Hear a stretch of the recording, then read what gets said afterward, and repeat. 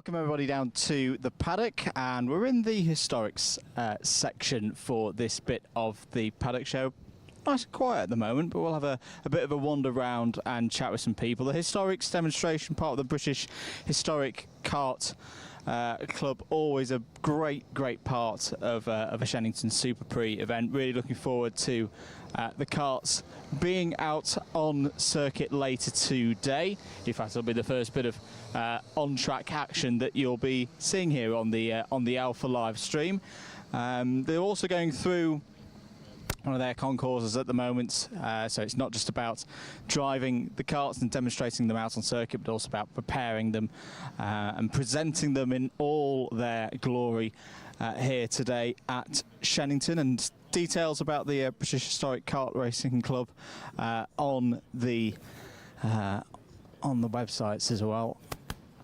I think it's about time that we go and ask some questions of some folks and see what's happening with some of the karts here today. Just step in and have a chat with our fellow on the end.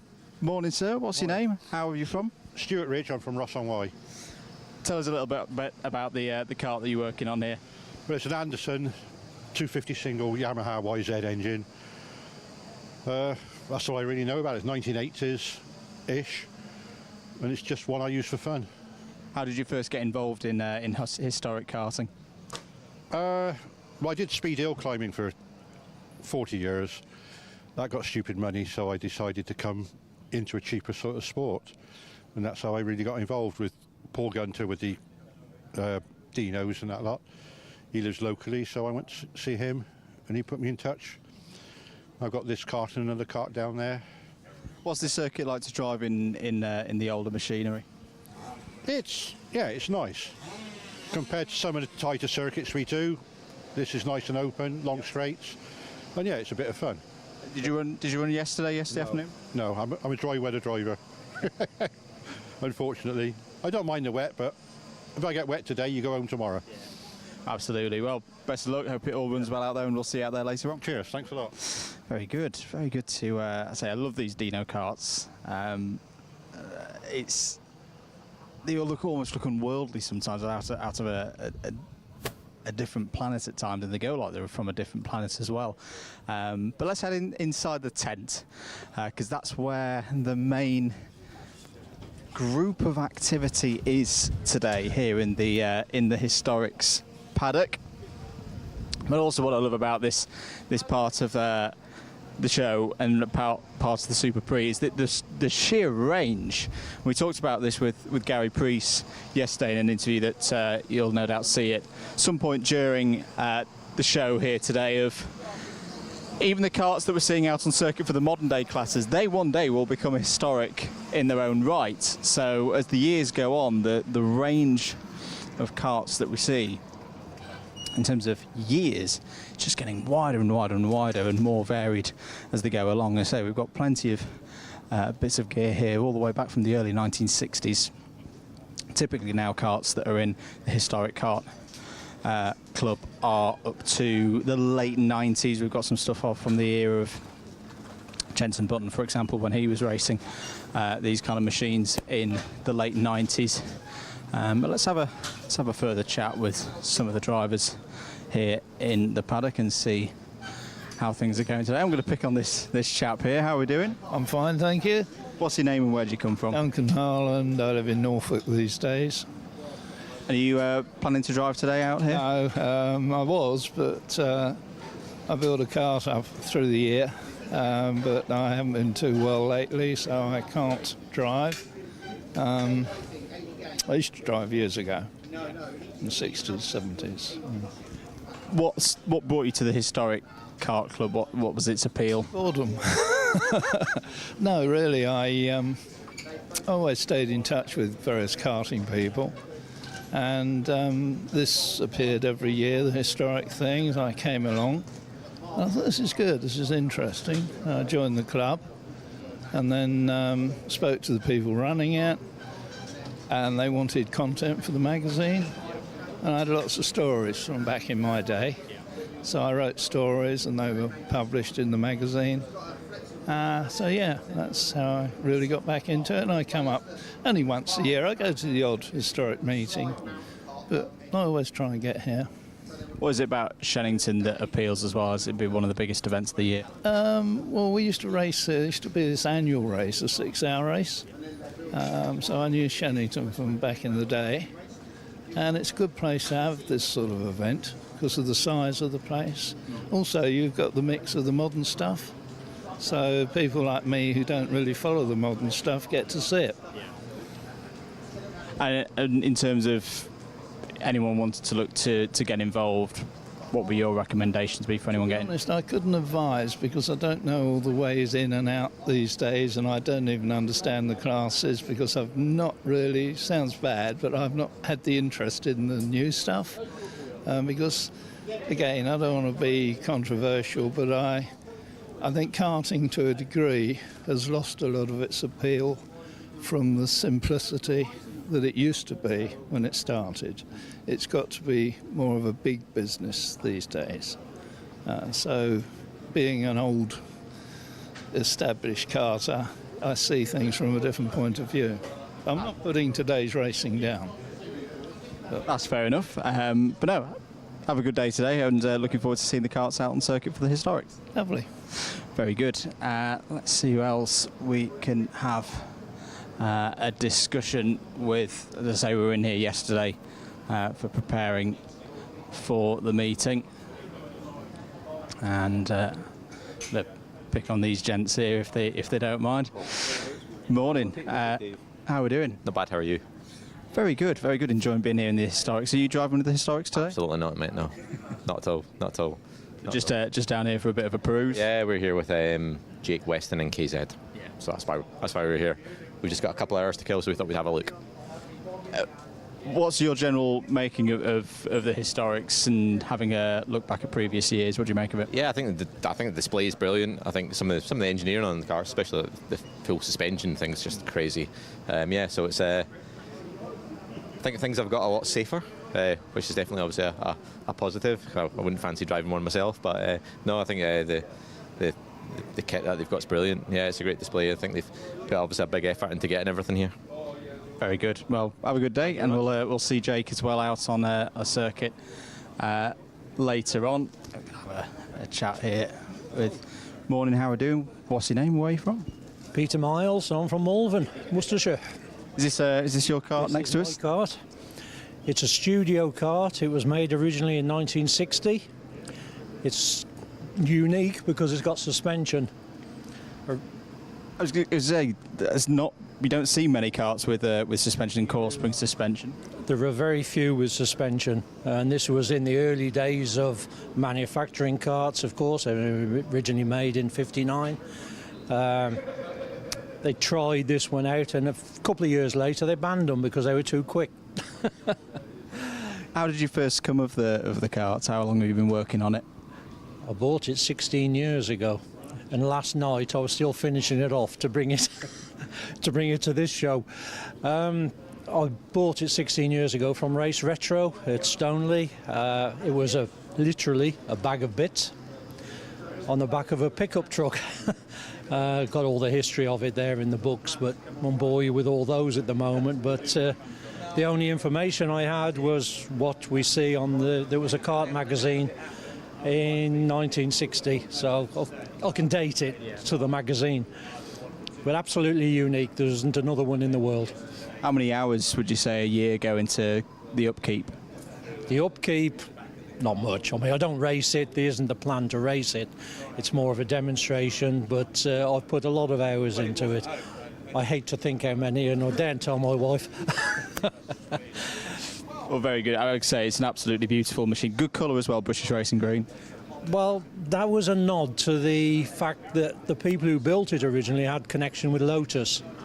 And the same people who built the Lotus chassis in that time built that chassis there. Very good. I say you've got the yellow on there as well. But no, that's an absolutely beautiful machine, and hope to see it here at Shennington for many more years to come. Thank you very much. Very good. Thank you for your time. I say we'll head back out of the tent now. Say good morning to Gary. We had a chat with yesterday as well. Let's see if we can find any other bits further round the corner. I think we had another couple of carts round the corner here.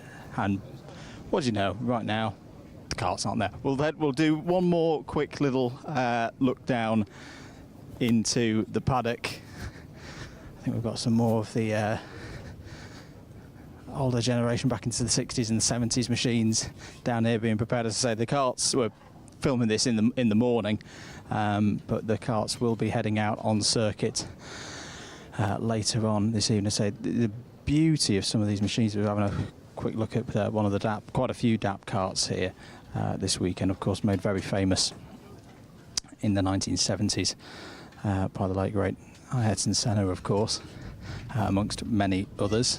Say work going on our machine here. It's all right to step in, have a quick chat. How do you do? What's your name? Where are you from? Tony Barkus. I'm Lichfield base. Home circuit used to be Chasewater, which is now long gone. And tell us a little bit about the cart that you're working on here. This one is Sicily Cobra from the 70s. Driver today is going to be a guy called Reg Gange.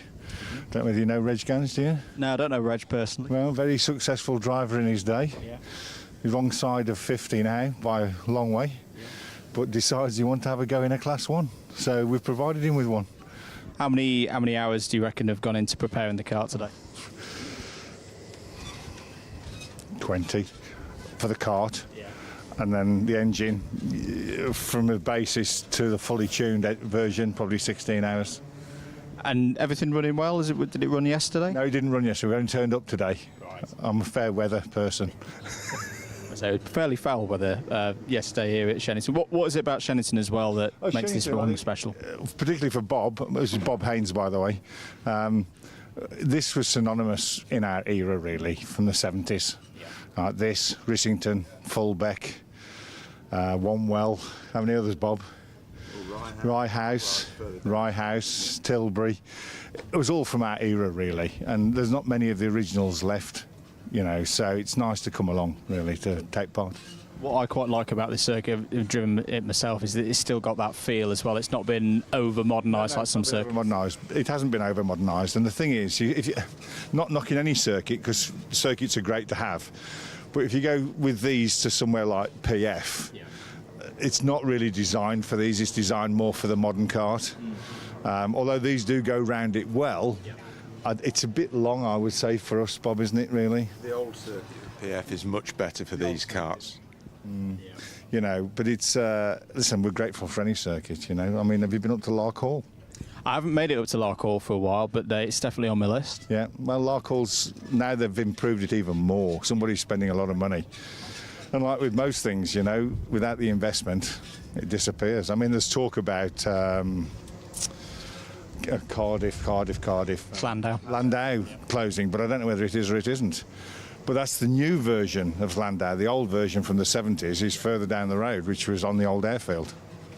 Indeed. Well, as I say, it's great to have you here, and hope you have a good day. Thank you very much. Nice to meet you. We'll see you again later on. Really good stories there. And let's say, it's one of the things I do genuinely love about Shenington. Mind yourself there, Luke. Not just because it's 15 minutes from my house, but it's that element of it hasn't changed. Obviously, there have been improvements over the years, but it hasn't changed too much. Who have we got, Gary? I want you to just have a word with Tim Parrott. Come on, Tim! We'll have a chat with Tim. Tim, morning. How are we doing? I'm good, thanks. You driving today? No. Just helping a friend with an old retro cart we have. Tell us a little bit. Is the number 9 behind us? What have we got here?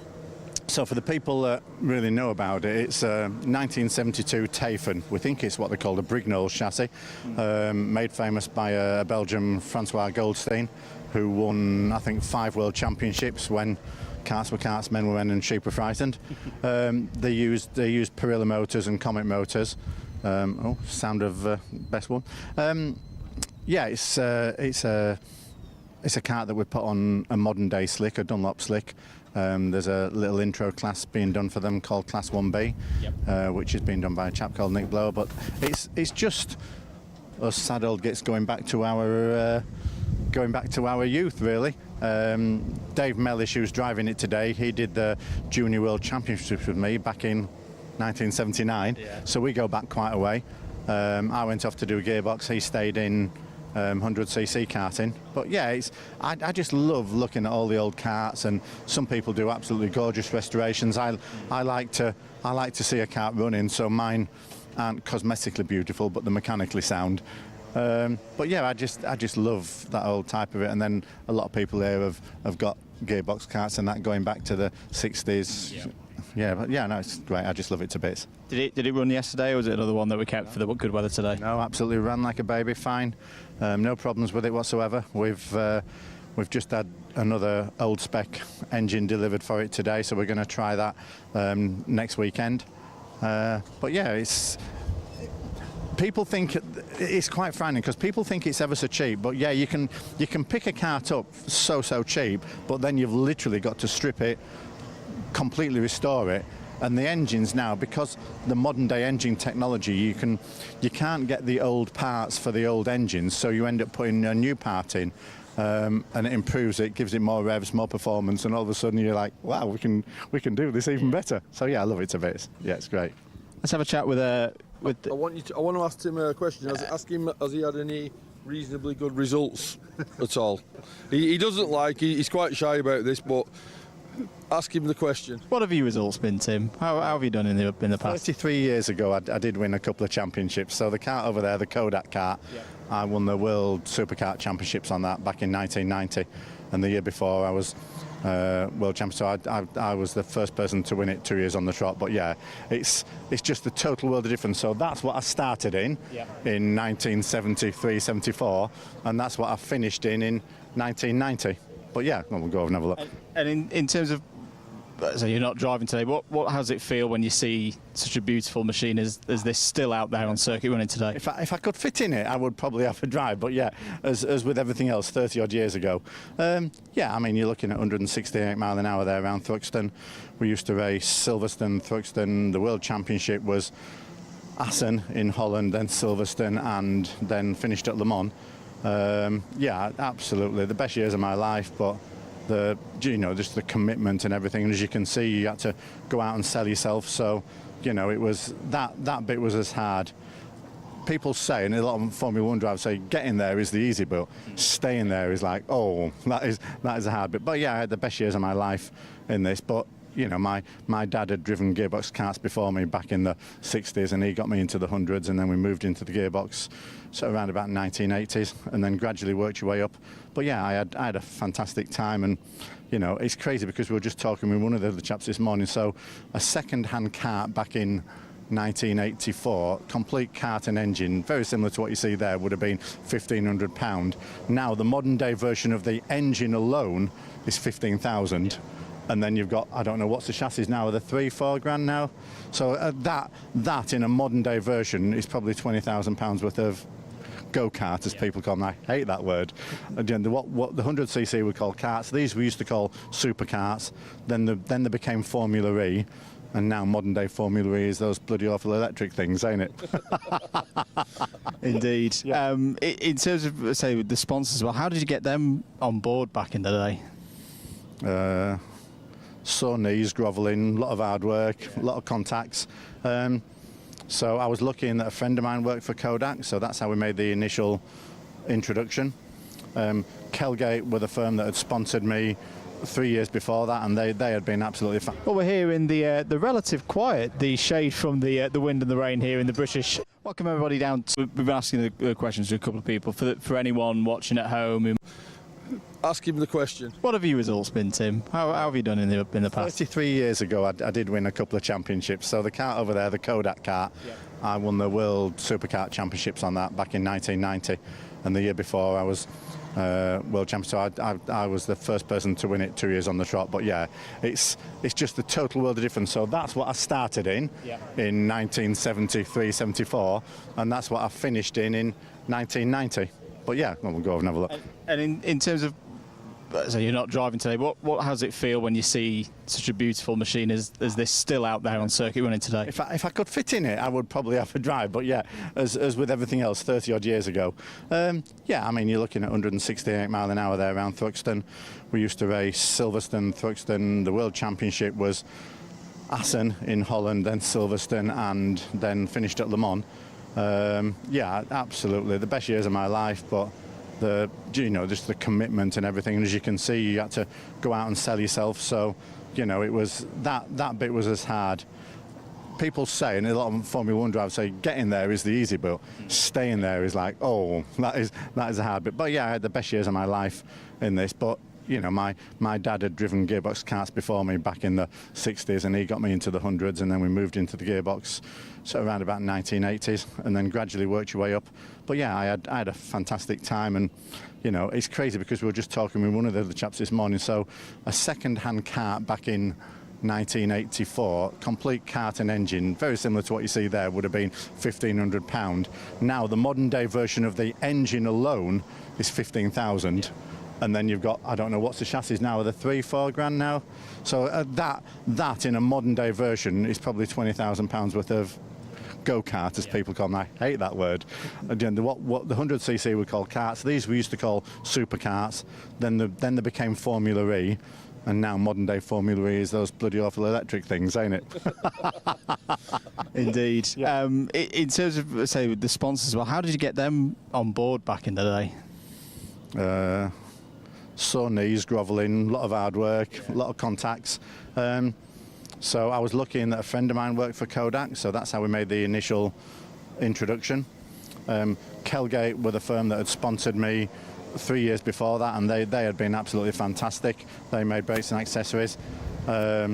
Shell, same again. It's just knowing someone who knows someone, and you ring up, and you've just got to sell yourself. But yeah, I think my whole sponsorship for that year, I think I would say I had maybe £18,000 worth of sponsorship. I got a lot of free products, etc., etc. And at the end of the year, I still had like a credit card that was like, ooh, we need to get that cleared. Yeah. But yeah, no, it's fantastic. Best years of my life. I wouldn't, you can't buy memories, as people say. Yeah. And it's just absolutely fantastic. Yeah. We've been asking the questions to a couple of people. For anyone watching at home who might want to get involved in historic karting, where's best for them to start, do you reckon? There's a series called Retro Racer. It's good because it goes from sort of ground level 11-year-old kids up to 60, 70-year-old fellas who just want to relive the youth. It's fantastic. There's some very cost-effective classes in there. Yeah, but I would start off with the retro. There's a few sort of spin-off series, but the retro series is massively, massively friendly. People like Gary who've done their own 125 class in it, it's fantastic. If it wasn't for the enthusiasm and hard work of people like Gary, then the series would have probably disappeared. But it is gaining popularity. They only have sort of 6 or 7 meetings a year, which leaves you open just to be able to go out and do general testing. There's quite a few circuits around the country that allow you to turn up with your own 2-stroke kart when they haven't got corporate sessions out, push out and just learn. It's like kicking a football. The best way to control the football is to kick it every single day. Yeah. If you could live in a kart 7 days a week, you would be so much more confident with it. God knows what your bank account would be like, but it's like anything else. The people that have been successful will tell you, get your bum in the seat and get out there, and that's the best way to learn. But there are so many. The indoor karting, I used to hate the indoor karting bit, but the indoor karting now can be good just for nurturing that skill. Developing whatever you've got. Absolutely. Well, I won't keep you any more, Tim. Tim, thanks for your time. Gary, thanks once again as well. And we'll wrap things up there for our first part of the paddock walk here today at Shenniston. Great to have a peruse around the historic kart club paddock here. We'll see them running out later on this afternoon, and hope you can be with us for that here on Alpha Live. Welcome everybody to the pre-grid for the British Historic Kart Club demonstration. We've got a group of fantastic direct drive karts about to go out. We're going to get a very quick word if Luke follows me. With, I say, a number of karts out on circuit from all different eras, but I think one of the highlights of them all is 2017 CIK FIA World Champion, a legend in these parts, Danny Curl. Danny. Not him. It's not you. It's not Danny Curl in this kart. Where's Danny gone? We're hoping he makes it for the second stint, so I've had to get in instead. How does it feel getting back in this one? This is a really good kart to drive always. Drove it 2 years ago, so I'm looking forward to it. Good stuff. Well, have a good one. There we go. Live television for you all. I was all expecting Danny Curl to be behind me, and he wasn't. Let's have a chat with Steve Morris. Steve. Hi there. What are we racing? What are we driving in today? Today, a very, very similar machine that I raced and contended for the title back in 1999, the Formula A title. Of course, I was very fortunate. I had the Techno Factory drive back then, and competing in the World and the European Championships. It's like riding a bike. Jumped in for the first time after 20 years yesterday and loving absolutely every second of it. And loving this circuit as well. It's a bit dry today. It is a little drier. I mean, and by that, it's not underwater, which is a massive advantage from yesterday. Yeah, getting my eye back in. The grip these things generate, combine that with the massive revs and horsepower. Honestly, it's food for the soul and absolutely brilliant. Well, very much looking forward. This is an era of kart I absolutely love. Very much good luck for you out there. Thanks very much indeed. I'm going to be going flat chat. Here we go. Good stuff. Let's go back down the front because there's another driver that I want to have a quick chat with, who's actually a very busy person this weekend because she's doing both the historic demonstration here that you're about to see, but also competing in the modern day classes as well. Sasha Bagley. Sasha, great to see you on the grid here for the historics. Simple question. What's it like driving one of these to what else you're driving this weekend? How do they differ? I don't know. Well, the karts handle a little bit different, but like in terms of like the power delivery and stuff, they're not really that different because I drive a modern TKM and it's just the frame really and the handling. Like it's a little bit less responsive because this is 1999 and my car is almost brand new, so they're just slightly different like with handling. But I really like driving these. It's very fun and the racing's really competitive as well. What's it like as well being with such a wide array, different eras of kart? What's it like being out there once you get on the track? It's quite strange going down the straight and then you've got a kart that's absolutely tiny in front of you. Like it's very out of the ordinary. Like looking at them, they're really cool looking karts. I would want to have a go in probably like a Formula A or something. Like they are really cool and they're very loud as well. What would you say? Obviously, you're a modern day driver as well. What would you say for other drivers, looking to get into historic karting? How should they get involved? Well, there's two very friendly championships. You've got the 100 UK and the Retro Racer. The paddock is just full of lovely people, and they're just very, they're very easy to get on with, and like there's always someone that's willing to help and everything. But yeah, they're both really positive championships, and I think that if someone wanted to start, then that would probably be a good place to start. Very good. Well, looking forward to seeing you out there. Best of luck for your racing later today as well. Sasha Bagley there. I think we've got... How many minutes have we got? We've got 2 minutes before the karts head out on circuit. Let's have a chat down here. Who we got down here? See, been called over now. What's your name? Where are you from? Bernard from Stokenchurch, High Wycombe, here with a lot of other kegs. There's 5 of them and never been out all together at once. We've got 1, 2, 3 and 4 here today. The kegs built by Paul Rickson and Martin Sears. What's gone into the preparation? What can you tell us about how much work's been done on the karts I've had before? This kart ever since I raced it here in 83, 84, 85 as Senior Britain, and obviously just kept it good all these years. I'd say it's looking in absolutely pristine condition. How much time do you reckon, how many man hours have gone into preparing the karts for this weekend? Don't tell my wife, but hundreds. And hundreds of pounds as well, don't tell her. What's it like coming back to Shenington as well? It's still a very old school circuit, isn't it? Yeah, so I was here when the age between 16 and 20. Lots of things have changed, but they've still got a really good atmosphere and camaraderie here in the pits and that. So yeah, it's still good, pretty good. My daughter still races modern karts here. She's behind me in one of the kegs. Yep. And yeah, we still keep coming back month after month. Rain, wind or shine, we're here having a play. Fantastic. Well, very much looking forward to it. Have a good time out there. Let's see who else we can find. Let's have a look at one of our DAP carts, because there's a lot of DAP carts. I think we've got Owen Potter here. Owen, how are we feeling? Feeling good. Really enjoying this. It's good fun out there. Were you out yesterday? Yeah, we got one run in the end when it dried up when it stopped raining finally. Yeah, got a little run in. It's brilliant fun. What can you tell us about the kart? What makes this particular machine special? Well, it's an 87 DAP and it's the same kart Modena would have used. Right, we're off now. Have a good one. Right, I'm going to step back a minute because this is when the fun really begins. And of course, push start, all of these direct drive machines, off they go. Some of them with varying levels of success, but they'll get going eventually. So won't be their only runs as well. They'll get a couple of shots to have goes out there on circuit. Mind your back, Luke. There we go. I think we've got the first group underway. Let's have a little further roll back into some of the others before we head on to the circuit cameras. And boy, oh boy, we've got some big machines coming through now, because this is where we start to see the gearbox carts coming in. And more machines running today than we saw yesterday. The weather conditions, same as pretty much across the UK, were very, very difficult yesterday. So a lot of the karts weren't run yesterday to save them for today for the better conditions. To give you folks at home the best opportunity to see them running. But yeah, heading out on circuit now, or out on circuit now, we've got your direct drives. Let's have a little here. Yesterday we had a chat with the man pretty much in charge of all of this, Gary Priest from the British Historic Kart Club. Let's have a few thoughts from Gary yesterday when we caught up with him in the paddock.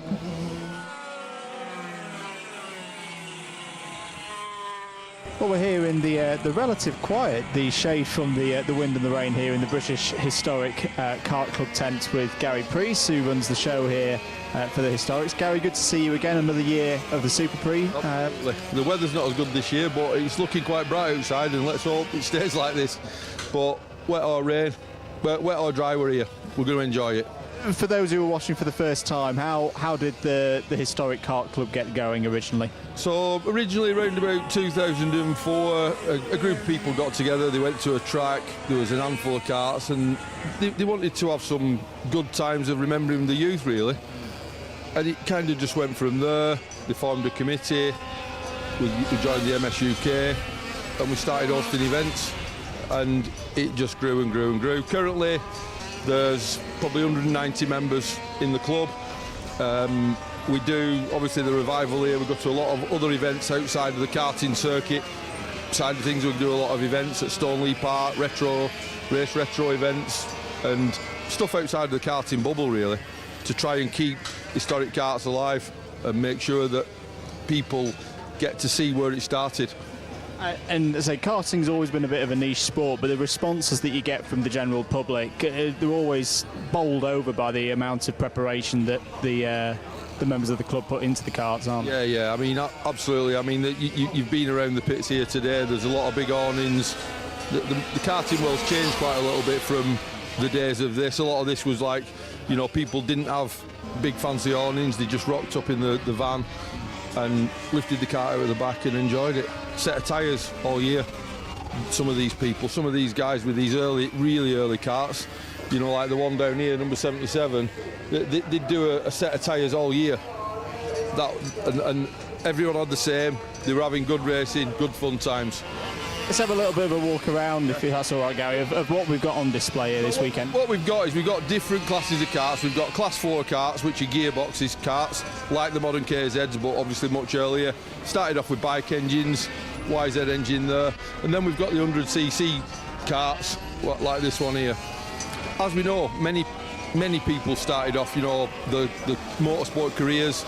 Your Lewis Hamiltons, your Jenson Buttons, all started off. Ayrton Senna. many names in the F1 world that people know and love all started in one of these things. In terms of age of the karts, what kind of year are we talking about to the earliest ones that we've got here? Well, the earliest kart we've got here, and we'll talk to this guy down here, is the earliest kart we've got. Actually, credit to the guy, this number 44 there. This is Roy Collins, our oldest member. He's 84, bless him. He's had this kart since 1960, treasured it. It got sent out to Kenya, where he was working with the RAF. He raced it over there and they brought it back, and he still goes out on it here whenever he can. What always amazes me when I see something like this, even though we're talking many decades now, it still looks so fresh and pristine. It's not like it's hanging apart. It's really well put together. Yeah. There's some absolutely lovely karts here, you know, that people have cherished. You know, some people have had these all through the generations of, you know, instead of moving with the times and getting the newer kart, they've tried keeping what they've had, you know, and like you say, kept on top of it as best they can. One of the things that we do have issues with is noise. You know, you can appreciate now we're in a world where health and safety, noise, pollutions, all that sort of stuff plays a part in what we do. But we do our best to try and keep them as quiet as we can. I say we've also got the far end of things as well. We've got some of the what would have been at their time fastest karting machines in the world. What else have we got here this weekend? Yeah, over here we've got probably one of the most famous drivers in the world, Ayrton Senna. This would be his karts, two karts here. 1979. He basically thought he'd won the world championship, but changing the regs, he finished second. So that's the DAP there. DAP, household name in the historic world. Many karts, like, you know, if you speak about karts in the 80s, Martin Hines, you probably heard of. Zip kart, what a guy. Did a lot of stuff for the sport. Certainly. I'd say the love for folks like Martin Hines and Ayrton Senna as well. So we've got a replica of one of his helmets as a replica of his machines from the 70s as well. You know, and like I say, people, they look up to these people, you know, the legends in their own little world, you know. What we have here, we have obviously on-track demo sessions, and we also have what they call a concourse, so really nicely prepared karts like this will get judged, and they'll get some nice trophies to take away for the year, and they bring them back at the end of the year. We also have a driver award, which is the steering wheel, Brendan Curl. Most of these have sort of like been donated, and there's some really good names on these trophies. And going on as well, what I've always admired about the club as well over the years is that it's almost like the history is expanding as well as the years go on. You know, more and more eras of karting coming into the historics element. I would say I've got a 90s and early 2000s here. You know, some of the karts that we've got here eventually are going to end up historic karts. Your X30s, Rotax Maxes and stuff, they are going to end up in years to come. You know, historic karts. You know, we talk about retro. What is retro? You know, in the PC world or the gaming world, PlayStation 2000 is a retro machine. Whereas here we've got karts, like we said, right back to the vintage era. You know, in the 60s. You know, so all eras catered for. For those watching who, you know, might have an interest in getting involved, how do they get involved with the club? We have a website for the British Historic Kart Club. We are actually just refreshing it at the moment. We're trying to keep it up to date. A lot of our members are of the older generation. They like stuff sent out in paper. We do still send out a trackside magazine every quarter for the members. We also promote stuff on Facebook, and we do attend various events that we can, try and promote what we do and keep this thing alive. Fantastic. Well, it's a great place to come, and lots of people you can see around here, that lots of help on hand and lots of experience. Absolutely. It's a really great part of the paddock to be involved with. Thanks for your time, Gary. Yeah. Appreciate it, and best of luck for the rest of the weekend. You know, I want to say thanks to the Alpha team for what they do, and you know, a lot of people actually in the historic world still follow modern karting. You do a great job, guys, and thanks for having us, and thanks for doing what you do.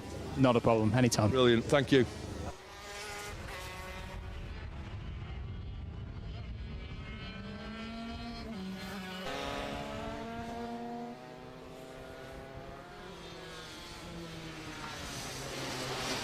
look around there, I do highly recommend that you do so. Class 4's out on circuit now, the first group of Gearbox running karts here for this part of the Shannington Historic Revival. A couple of karts to tell you about out on circuit. You see a number of the superkarts out there. There's number 36 Aero Panther from 1980 that you just saw there. Karts number 36 going through Cafe Corner. In fact, just coming into the pit lane is Vic Chidlaw with the yellow and black helmet. So good to see that kart from 1980, the early 1980s, out there on circuit. Full layout being run, of course, with these being Gearbox karts. So the longer run down to the Stratford corner, which we will see in action as well when we get into the modern day categories later on. And for those of you waiting for that one, do keep it locked here on Alpha Live whilst we have the Historic Revival. The racing for the modern day categories for this year's Super Prix will start at around 1400, so 2 o'clock local time here at Shannington. A very calm and, I won't say still, on the wind front Shannington, but it's a lot less breezy than it was yesterday. Some very tricky conditions for the drivers out there. But I say it's very good that we have got as many karts out on circuit now. There are, I say, a couple of karts that didn't run yesterday for understandable reasons in those tricky conditions. But yes, out there on circuit. GoPro is about to break loose there on one of the supercarts. A couple of other karts to tell you about out on circuit that I was having a chat with some of the drivers earlier on this weekend. I see we've got the number 34. We did have the number 34 Bellotti Sachs karts from 1982 out there. The number 34 piloted by Robert Sellers. And that's the driver with a bright orange lid if you're trackside. And just going through past the commentary box now and down towards the Stratford hairpin. Great mix of different machines when we get into the Class 4s in particular. There's the next group of runners heading out on circuit. As we mentioned, there'll be a couple of rounds of these historics to give everybody ample opportunity to get out there on circuit.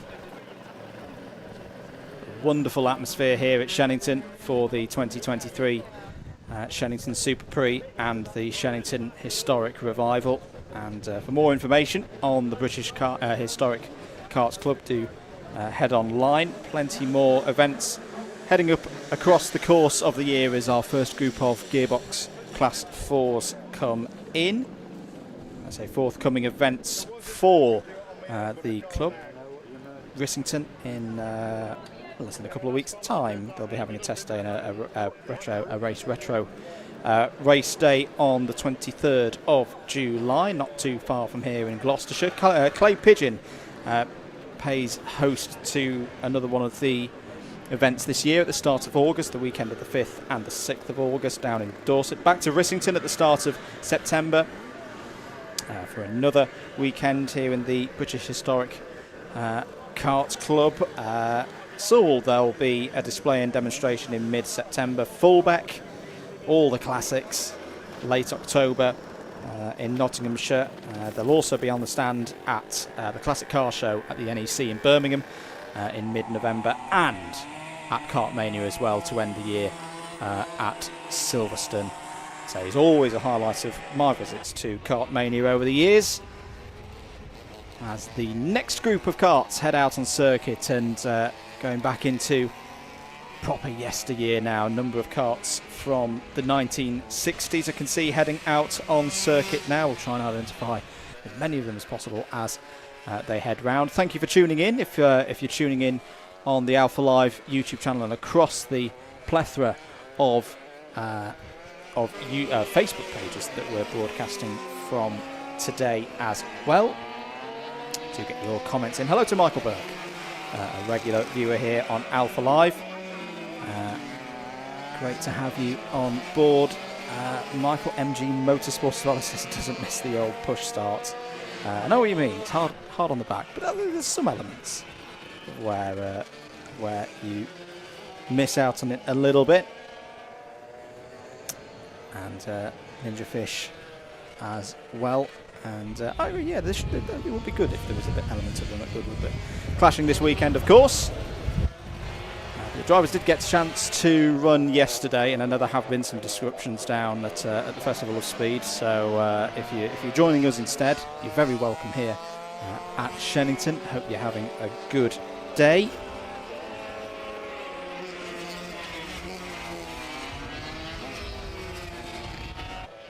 Wonderful sounds of this next group of karts out on circuit now. I think we might be having a look there at yes, I think that is Graham Smith in the number 10, the teal green Zip Concorde BMF 100 engine, all the way back from 1969. Absolutely fantastic to see Graham out there on circuit, long-standing member and servant of things here at Shennington. So yes, this is your next group of Class 1s out on track. All of, I think most of these at least are direct drive machines from a simpler time.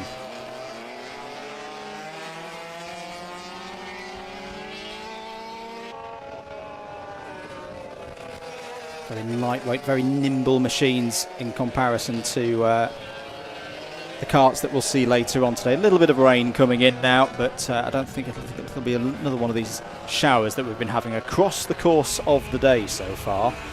But they sweep across the circuit, and by the time you've reacted to put a coat on or put an umbrella up, they've disappeared again. As one of the karts just being pulled away there. So this is a demonstration, wonderful demonstration, but sometimes karts not quite able to do the full laps, but it's great to see them out there nonetheless. I'm also looking out to see if we see the number 9 blue and white. We saw it earlier in some of the paddock walks. Dave Mellish piloting the Tafen Perilla SS20 from 1972. That would be great to see that out on circuit. I know the team were working hard on that earlier.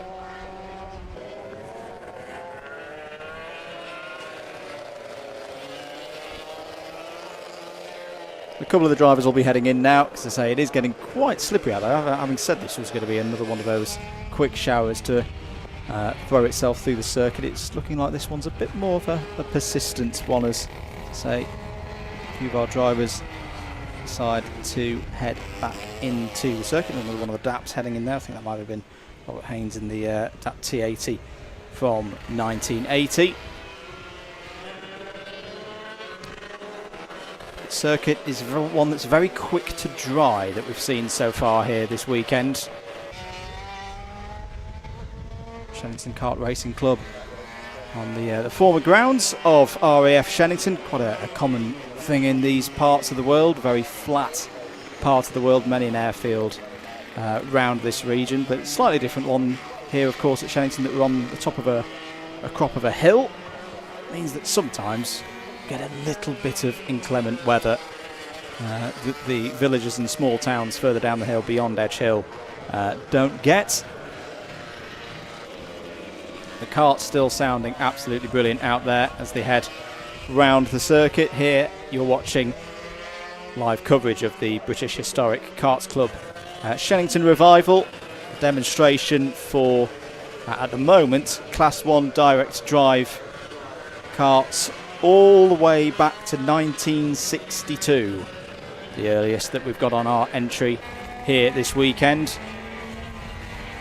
all the way up to the turn of the millennium.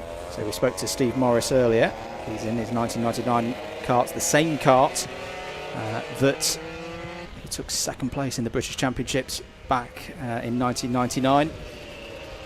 It's telling me earlier that he hasn't driven it until this weekend since 2001, over 20 years since he's piloted that kart. Rain unfortunately is getting a little bit heavier now, so that is quite literally putting a bit of a dampener on things, and all of these karts out on slick tyres, so you can understand the caution for the drivers here at the moment. Yes, indeed, a number of them heading in now. In fact, actually, I think the checkered flag's just come out for that latest group. got potentially another group of Class 4s heading out on track now of various shapes and sizes.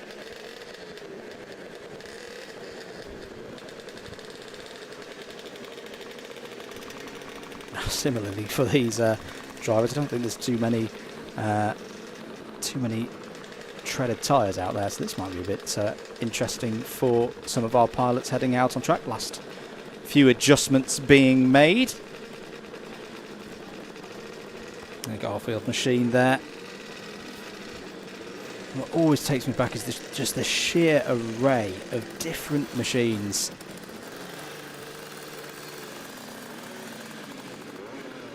Makes you think, what must it have been like to race these machines for real? So we're really getting some of our older machines out on circuit now. I think Robert Sellers might be back out on track, but in a different machine. That's another thing as well that we see occasionally across the field, is different drivers with different karts, and they use the different sessions to take out onto the track in their array of machines.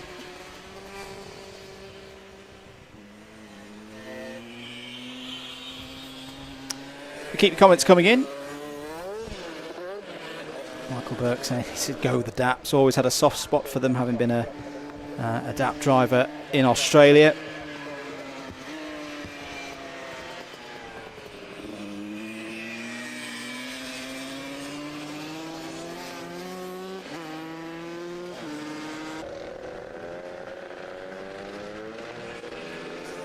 A number of these carts, well, all of these carts, let's be honest, sounding fantastic out there.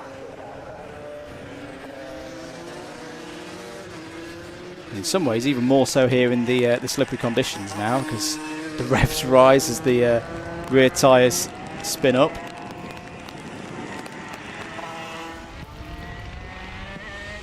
So 71 heading around there as well.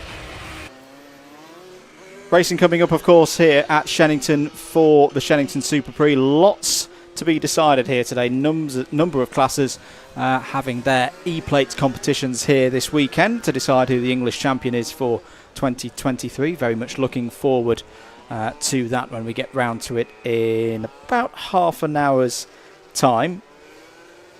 That will be on a separate stream, of course, here on Alpha Live. So do make sure that you've subscribed and pressed the notification bell as well. We will be back later on for more coverage here at Shennington for the modern day classes. X30s, TKMs, Rotaxes, Honda Cadets, everything you could wish for and more here at Shennington this weekend. We'll be starting with that racing at around 2 o'clock.